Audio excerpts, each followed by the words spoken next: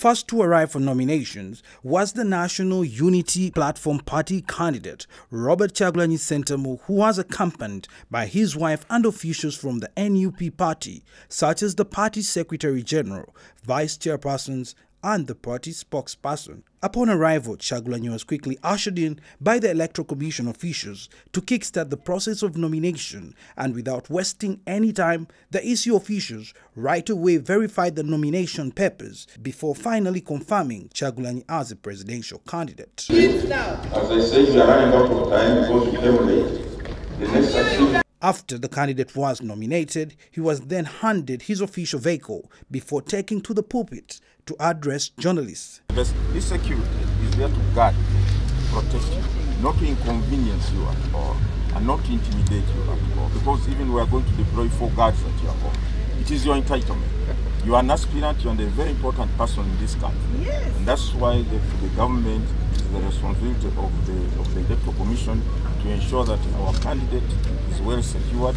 In his speech, Robert Kyagulanyi called upon Ugandans to join him in the struggle to liberate Uganda. Kyagulanyi also revealed that he will endeavor to uplift the livelihood of many Ugandans. The liberation and socio-economic transformation of our country cannot be achieved unless we first remove the big obstacle, and that is Museveni, who has undermined all institutions of state and instead institutionalized corruption in Uganda. And of course, he has institutionalized human rights violations.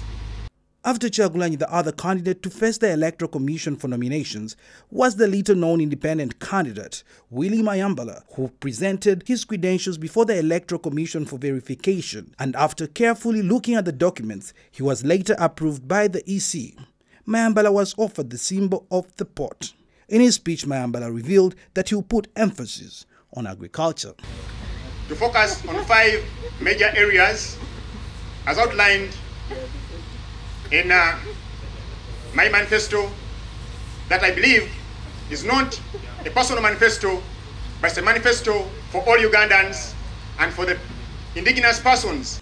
Patrick Amuriat Oboy from FDC, who was the 3rd candidate to appear before the Electoral Commission for verification, had earlier arrived in a weird way without his delegation, but he was later joined by members of his party before being ushered in for final nomination and confirmation. Amuriat also walked up to the EC chairman barefooted to receive his nomination papers after being confirmed. While addressing journalists, the barefooted FDC candidate condemned the manner in which he was handled by security operatives on his way for nomination. We are aware that the dictator has all the money that is going to deploy in this campaign. He has the security services that is going to deploy in this campaign. He has got a network of bootlickers. The 4th candidate to appear for nomination was John Katumba, who had been earlier rejected by the Electoral Commission after he did not provide satisfactory documents. This time round, John Katumba was duly nominated and confirmed to run as a presidential candidate after having managed to secure a TIN number. John Katumba decided to go with the symbol of the table. The Democratic Party President Norbert Mao was candidate number 5 to be duly nominated by the Electoral Commission, and he was today escorted by dignitaries from the Democratic Party, all dressed up in the DP party colors. Mao accepted his nomination and confirmation by the EC. According to Norbert Mao and the Democratic Party, his campaign is based on values and vision. Mao also revealed that DP is here to stay. The engine is hot and is burning there behind.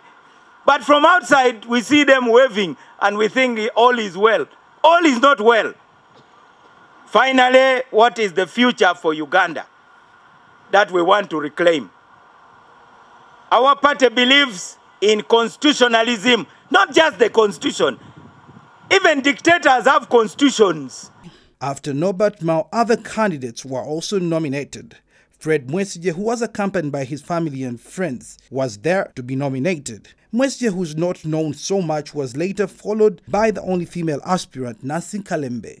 Despite being denied yesterday, Nancy Kalembe was nominated to run for president as another independent candidate. The last candidate to be nominated was journalist turned pastor turned politician Joseph Kabuleta, who says that he has come to fight for financial liberation. Today marks the second day of presidential nominations, and the Electoral Commission has confirmed 11 candidates who are vying for presidency. The Electoral Commission will communicate in the future which date Ugandans will go to the polls. But for now, next week, all presidential candidates will kickstart their campaigns on 9th November. Suhail Mugabe, STV Select News.